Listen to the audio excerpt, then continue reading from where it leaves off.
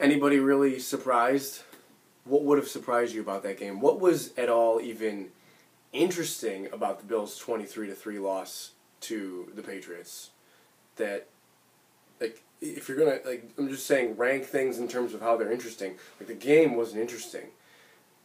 Gronk hitting Tre'Davious White, that's interesting. Like, Tyrod Taylor getting hurt, that's interesting. For different reasons, obviously. But, like, what a forgettable game. Like, am I going to remember that when I look back on the drought if the Bills don't make the playoffs? I mean, the Bills could still make the playoffs this season. They're not out of it. It got a little bit tougher, obviously, with the loss to New England, but I think we were all planning on it. I'm just saying, what about Sunday's game was, like, just, like, stands out to you?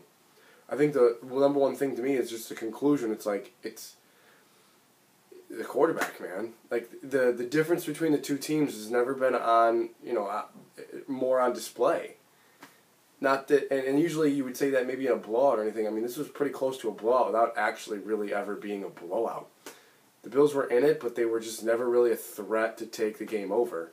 They had that nice first drive. They drove down the field, and Tyrod makes this awkward decision, which he really never ever does. He always, maybe runs to the right on that and tries for the pylon or eats it and takes a sack. For him to throw that ball, it makes absolutely no sense. I'm stunned, honestly.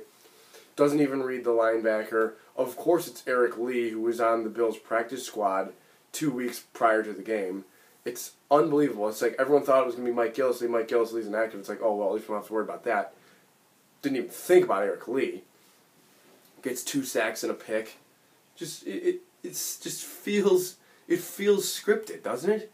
Like, I'm not saying that the league is rigged or fixed, and I know that somebody will probably tell me that it is, and maybe there's an argument to say that it is, at least maybe a little bit, but like, it just feels scripted. Of course, Eric Lee has 2 sacks and a pick against the Bills as they're driving in for a touchdown on an opening drive. And do they even have an opening drive touchdown all year? I don't think they do it. I'm pretty sure they don't. They've been pretty bad in the first quarter this season overall. But there they are, driving down the field, moving the ball, interception, and what do they do the rest of the game? Not move the ball. I mean, their longest play of the day was 22 yards, a run by Joe Webb. Their next longest play of the day was 18 yards, a run by LaShawn McCoy. And their next longest play of the day was 18 yards again, a run by Tyrod Taylor.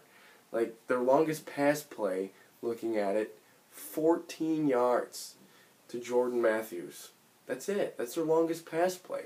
So when I go back and say, and the longest pass play could have been Joe Webb to Tre'Davious Cadet for a touchdown. This is not an endorsement for Joe Webb to play quarterback. And if you think that he should play quarterback, stop. Like, he's a nice gadget player when they ask him to do things. Like, he was good at it. He ran the ball somewhat effectively. 3 carries, 27 yards. He got 2 first downs, I believe. And nearly threw a touchdown pass. So that's fine in his 4 snaps, if that's what he played. I'm good with that. But I'm not trying to see him play quarterback. I am still trying to make the playoffs, but, I don't know who the quarterback is going to be. I'm going to talk about that in a minute, but like, just look at the discrepancy between quarterbacks. Tom Brady, like, who's not signing up for this game from Tom Brady? 21 of 32, 58 and a pick. No touchdowns. All day. Who's not signing up for 23 points from New England at home? The Bills are at home. If you're like, I'll give you 23 New England points, you got to beat them. All day. I'm saying blood for that. In blood. And no touchdown passes from Tom Brady. Sure. Yeah, count on it. Bills just got to score 24 points at home. I mean, New England's defense has been a lot better lately. You saw it on display on Sunday. It's just like, it just raised the question, not even a question, just, it's like imagine being Sean McDermott, I guess. If you're Sean McDermott, how are you not like, yeah, I need a quarterback, clearly, or maybe I should see what Peterman has. I know that he said, as long as Tyrod's healthy, he's our quarterback. That makes sense. I do think he gives you the best chance at winning. It doesn't mean he gives you a great chance at winning, I guess. I don't really know the best way to describe that. Like, the Bills need a quarterback, guys. It's clear as day. They need a quarterback. Tyrod Taylor, 9 of 18 for 65 yards and a pick. Sacked 3 times. Who are you competing with that stat line? Joe Webb had a better quarterback rating at 39.6. He was over 1. Like, I can't... Tyrod has kind of been immune from these games. I feel like over most of his 2 years, he usually puts up the same game every week, but like he's had a couple of really bad games. Like, not that even if he had a good game, they're not beating the Saints, but like if he has a good game, his 200 yards, 50 rushing, a pair of touchdowns or something, they might beat New England.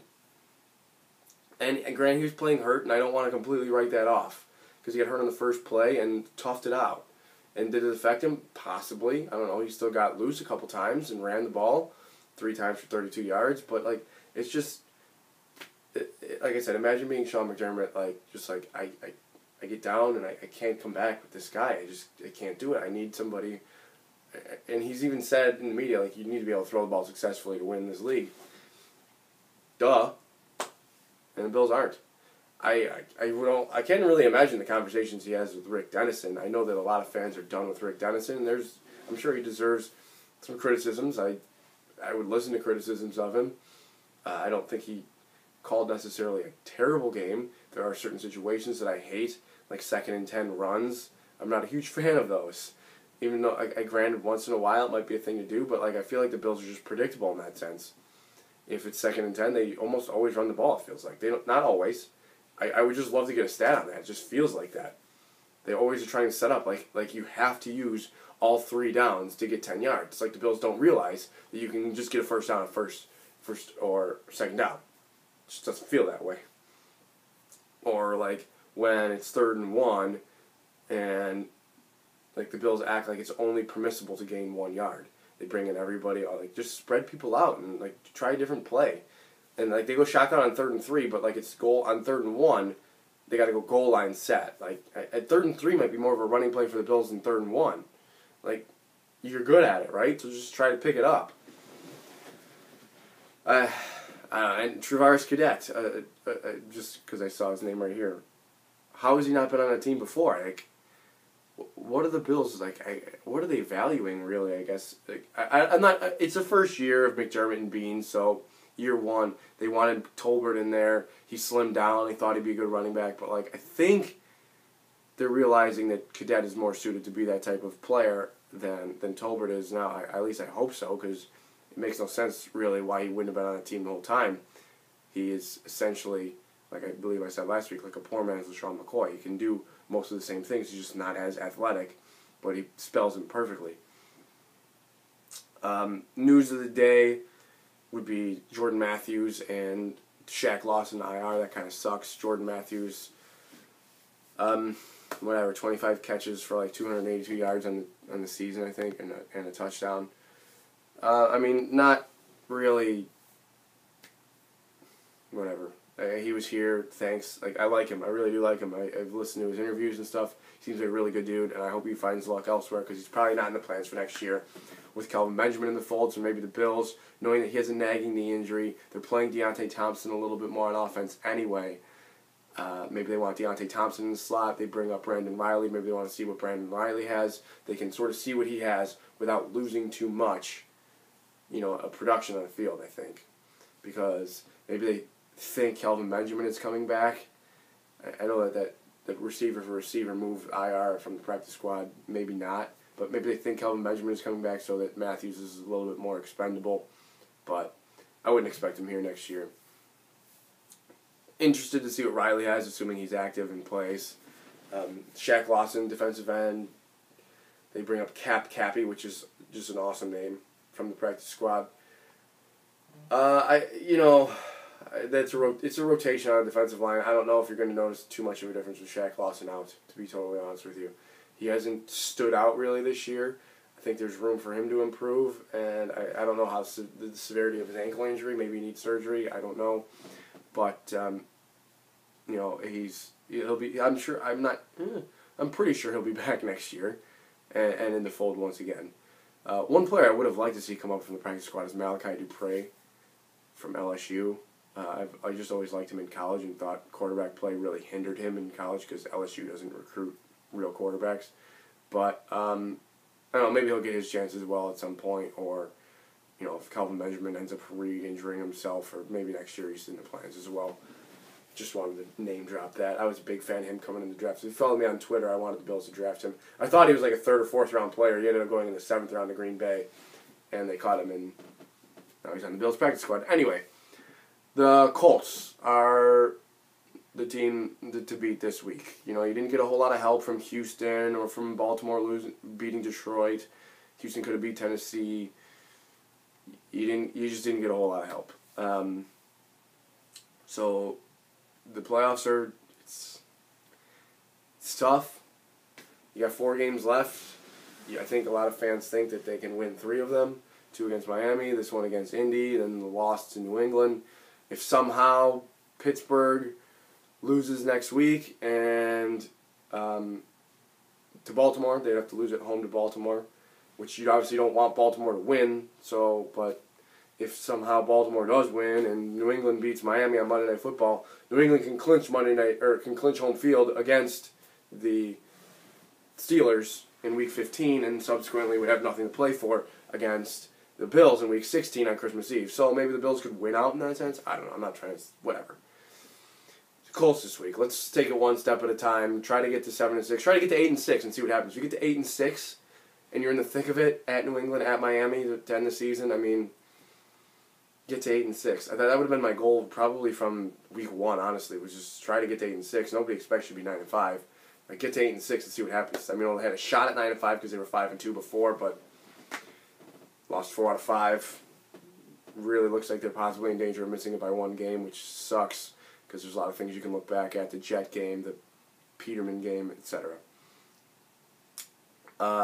Red out this week, I guess. They're wearing the red on reds, the color rush uniforms for the Colts game. So I guess wear your red to the stadium. The Colts flat out are just a team the Bills should beat.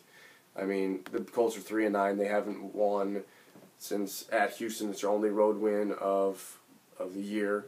They have also beaten San Francisco in overtime in Cleveland. So 2 of the worst teams in the league.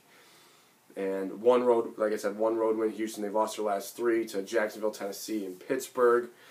They've scored a combined 43 points in those games, so that's like 14 points a game.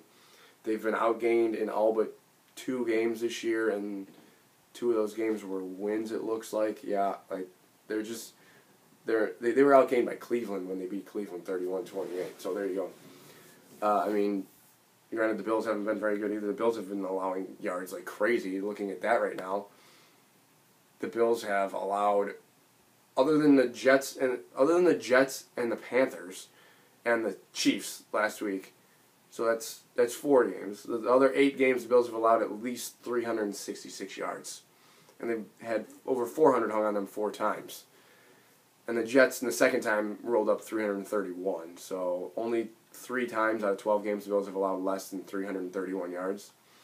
So for a defense that looked like it was going to be their strength, I don't know. It wasn't bad against New England. It looks like it might be heading for a little bit of a course correction here. They've been good.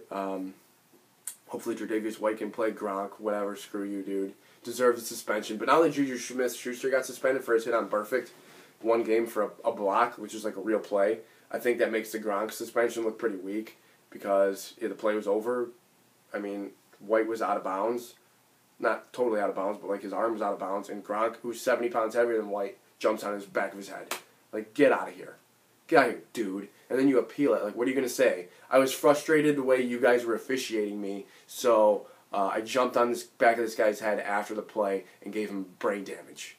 That's what happened. It got denied, but you should get extended just for appealing that. I know that's part of the process. Whatever. I don't really care. I know I really haven't previewed the game. I really haven't talked about whether Tyrod Taylor or Nathan Peterman's going to play. I think the Bills should win the game regardless. Jacoby Brissett, Frank Gore, Marlon Mack, T.Y. Hilton, they're nice players, I guess. They don't even have a rushing touchdown in their last... They have 1 rushing touchdown in their last 7 games. And, who are they starting at cornerback? It looks like Nate Hairston, maybe Kenny Moore, possibly. Vontae Davis is gone. Malik Hooker's gone. Guys, this is just a game the Bills should win. I don't need to preview it. I really don't. Just win this game and get to 7-6, right? Picking the Bills to win 20-16, something basic. 22-16, there you go. Guys, hit me up on Twitter. My Twitter handle is the same as my YouTube username.